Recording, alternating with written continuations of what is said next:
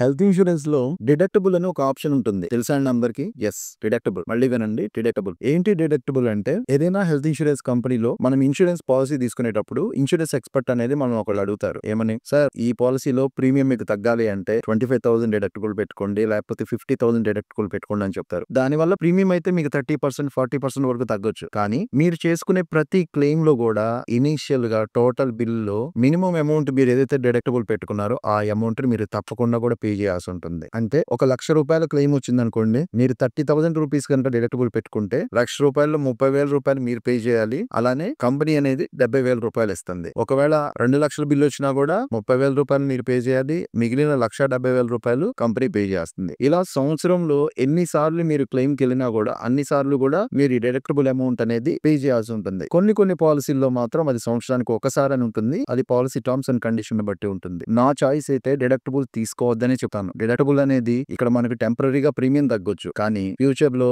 మీరు క్లెయిమ్ చేసుకునే ప్రతి దానికి కూడా ఈ అమౌంట్ అనేది రెడ్యూస్ చేయడం జరుగుతుంది.